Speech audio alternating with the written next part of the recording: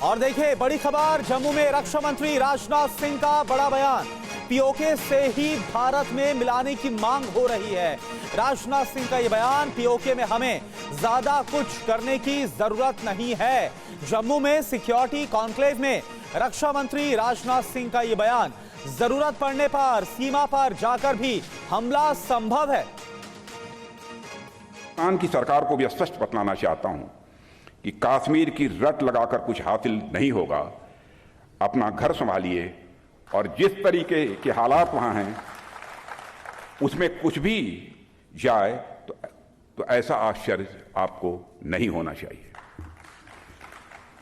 साथियों, जम्मू और कश्मीर का एक बड़ा हिस्सा जिसे कि पाक ऑक्युपाइड कश्मीर के रूप में हम जानते हैं, वहां के लोग देख रहे हैं कि इस तरफ लोग अमन और चैन के साथ अपनी जिंदगी बिता रहे हैं, यानी भारत में, और वहां जब पाकिस्तान की सरकार के द्वारा जब उन पर जुल्म किया जाता है, नाइंसाफी की जाती है, तो उन्हें तकलीफ होती है।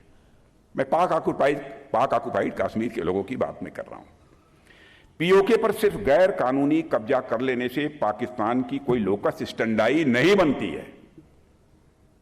भारत की संसद में पीओके को लेकर एक सर्वसम्मत प्रस्ताव पारित है कि वह भारत का ही हिस्सा था, है और आगे भी हम मानते रहेंगे। और इस मंशा को एक नहीं, कम से कम 3 प्रस्ताव संसद में इस मंशा को लेकर पारित किए जा चुके हैं। साथियों, हमारा अब तो आप ये देख रहे हैं कि पीओके में क्या हो रहा है। मैंने एक बार कहा था कि मुझे लगता है कि बहुत ज्यादा हमको कुछ करने की जरूरत नहीं पड़ेगी। पाक ऑक्युपाइड कश्मीर के लोगों पर जो जुल्म ढाया जा रहा है, वहीं से यह डिमांड उठेगी कि हमको भारत में अपने को मर्ज करना है। और आपने देखा होगा टेलीविजन के पर्दे पर कई बार वहां के लोग स्लोगन, नारे लगा रहे हैं कि हमको भारत में मर्ज करो। उरी और पुलवामा की जो घटना हुई, मैं ही गृह मंत्री था, बहुत ही दुर्भाग्यपूर्ण घटना थी। और जब मैं अपने शहीद जवानों का 100 अपने कंधे पर लेकर आगे बढ़ रहा था, उस समय जो हमारी स्थिति थी, हमारी उसको शब्दों में बयान नहीं कर सकता। जाने के बाद तुरंत प्राइम मिनिस्टर के साथ एक बैठक हुई। बहनों भाइयों, मैं इस प्राइम मिनिस्टर के विल पावर की मैं सराहना करना चाहूंगा। 10 मिनट भी नहीं लगे थे कि चटपट फैसला कर दिया। और आपने देखा कि उसके बाद हमारे सेना के जवानों ने सीमा के इस पार ही नहीं बल्कि उस पार जाकर आतंकवादियों का सफाया करने में काफी कामयाबी हासिल की। यानी भारत की ने यह मैसेज सारी दुनिया को देने में कामयाबी हासिल की कि भारत तब पहले जैसा भारत नहीं रहा। भारत ताकतवर भारत बनता जा रहा है। जरूरत पड़ी तो भारत सीमा के इस पार भी मार सकता है और जरूरत पड़ी तो सीमा के उस पार भी जाकर भारत मार सकता है।